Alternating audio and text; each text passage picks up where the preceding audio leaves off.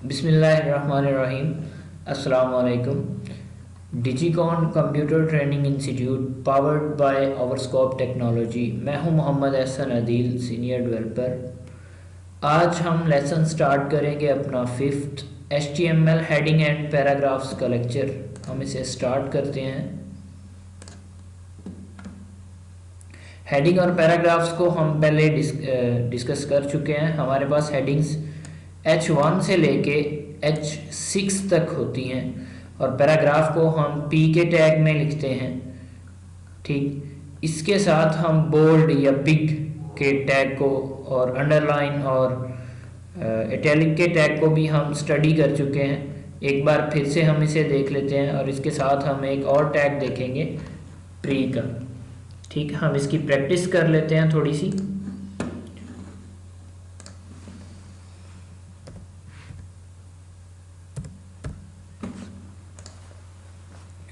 Notepad.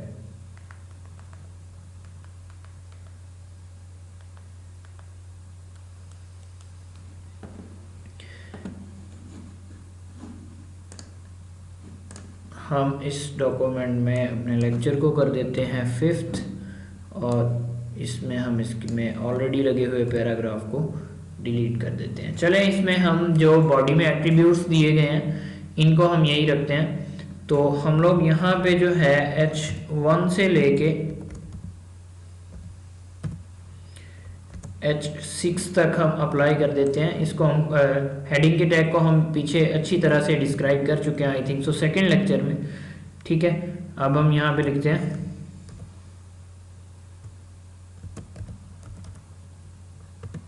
और scope. ठीक, तो इस मैंने अभी आपको बताया कि हमारे पास जो है वो 6 टाइप होती हैं। एक हेडिंग की हमारे पास टोटल 6 टाइप्स होती हैं। तो इनको हम H1, H2, H3, H4, H5 और H6 के नाम से जो है वो यूज़ करते हैं।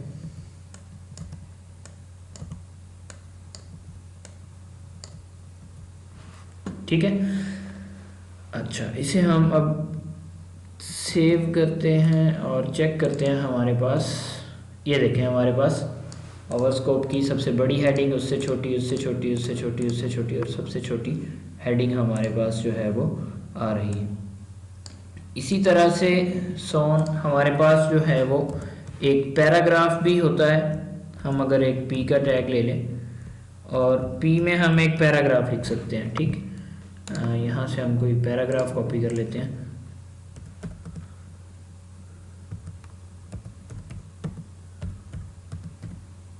overscope.org ओपन कर लेते हैं। चलें, इसी में से हम कोई पैराग्राफ भी ओपन कर लेते हैं।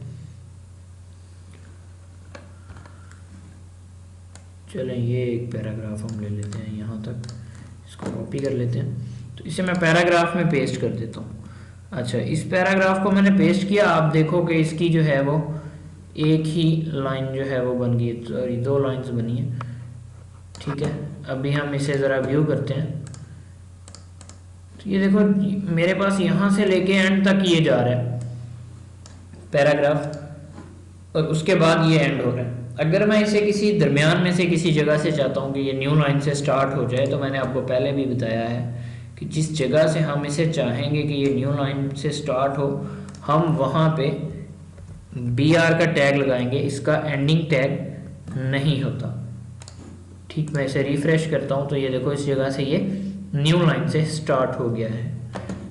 ठीक, ये हमारे पास एक प्रॉब्लम क्रिएट कर रहा है कि हमें बार बार जाके वहाँ पे P का टैग लगाना पड़े। ये कौन सी बात है यार, जस्ट हम इंटर करें, बार बार हमें BR का टैग लगाना पड़े।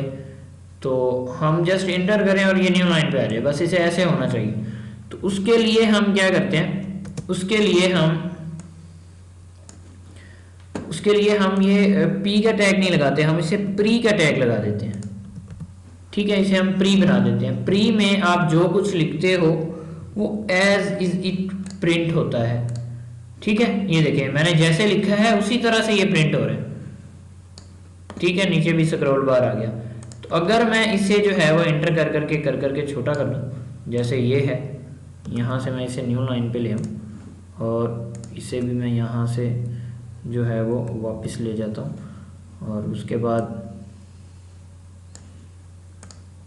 इस जगह से इसे न्यू लाइन पे ले आता हूँ।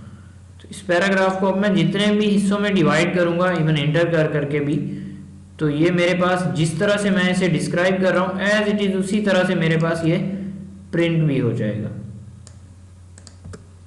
ठीक है, अब देखिए, अब मैं इसे सेव करता हूँ और अब मैं इसे रिफ्रेश करता हूँ, तो इस तरह से मैंने इसे किया है और ये उसी तरह से मेरे पास जो है वो सेव भी हो गया। अच्छा, क्योंकि ये बहुत बड़ा पैराग्राफ है तो मैं इसे जो है वो थोड़ा छोटे साइज़ में कर लेता हूँ। इसका पहले तो मैं साइज़ कम करता हूँ ताकि मुझे पैराग्राफ तो इजीली नज़र आ जाए। कोडिंग पूरी, फॉन्ट साइज़ चलिए 16 कर लेते हैं, अब कुछ बेटर है।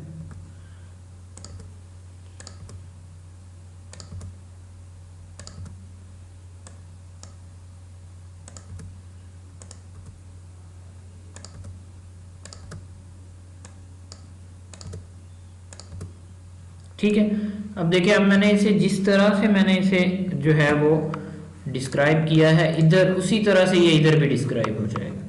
ठीक है, प्री के टैग में हम जो कुछ भी लिखेंगे, इवन अगर हम इसमें कोई कॉमे वगैरह या कोई स्पेशल कैरेक्टर भी लगा देते हैं तो वो भी एज इट इज़ प्रिंट हो जाएंगे। तो ये था हमारा पैराग्राफ और हेडिंग्स का लेक्चर। ऑलरेडी हम इसे डिस्कस भी कर चुके हैं, इसलिए हम इसकी ज़्यादा डिटेल में नहीं जा रहे। पैराग्राफ में हमारे पास जो है वो मैंने आपको बताया था, अगर हम प्री के टैग में इसे नहीं लगाते, प्री के टैग में हम जितनी भी स्पेसिस देंगे वो सारी की सारी काउंट होती हैं, लेकिन प्री के टैग के अलावा अगर हम इसे पी के टैग में लगाते हैं तो हमारे पास सिर्फ एक स्पेस काउंट होती है। उसके बाद हमारे पास जितनी मर्जी आप स्पेसिस दे लो, इंटर कर लो, कुछ भी काउंट नहीं होता। अब ये देखें, मैं इसे सिंपल पी के टैग में कर दिया, एक स्पेस तो मेरे पास आ रही है, लेकिन अगर मैं किसी जगह पे एक से ज़्यादा स्पेस दे देता हूँ, चलो ये प्रोवाइडिंग में मैंने दिए, तो अब चेक करते हैं, तो देखो इस पर कोई भी इफेक्ट नहीं पड़ा हमारे पास। ठीक है, ये देखें, प्रोवाइडिंग में मैंने स्पेस दी थी, कोई भी इफेक्ट नहीं पड़ा। तो अगर मैं इसे पी की बजाय प्री के पैराग्राफ में कर दूं, यानी कि प्री में कर दूं, तो फिर जो हमने स्पेसेस दी हैं वो हमारे पास काउंट होती हैं। ये देखें, प्रोवाइडिंग में मेरे पास स्पेसेस आ रही हैं काफ़ी सारी, वो एज इट इज़ प्रिंट करता है जिस तरह से हम लिखते हैं। ठीक है, अब हम आ जाते हैं इनके एट्रीब्यूट्स पे। तो इनके बाय डिफ़ॉल्ट एट्रीब्यूट सिर्फ पैराग्राफ का है टाइटल, ये हम पिछले लेक्चर में डिस्क्राइब कर चुके हैं। पैराग्राफ का टाइटल है, इसमें हम अबाउट आवर स्कोप मैंने इसमें लिखा है। इसका बेनिफिट हमें क्या होता है, हम इसे रिफ्रेश करते हैं, इसके ऊपर कर्सर लेके थोड़ी देर रुकेंगे तो हमारे पास एक स्ट्रिप ओपन होगी और उसमें आ जाएगा अबाउट आवर स्कोप। जब आपके पास बहुत लेंथी पैराग्राफ हो और आप उसके ऊपर कर्सर लेके जाएं, आपको पता ना चल रहा हो कि ये कौन सा पैराग्राफ है, तो ये हमारे लिए हेल्प करता है बताने के लिए। मोस्टली हम इसमें हेडिंग दे देते हैं, पैराग्राफ से पहले जो हेडिंग होती है ना कि ये पैराग्राफ किस चीज़ को डिस्क्राइब करता है, हम वो दे देते हैं। ये था हमारा आज का लेक्चर। इंशाअल्लाह आपसे मुलाकात होती है कल, तब तक के लिए इजाज़त दीजिए। अल्लाह हाफिज़।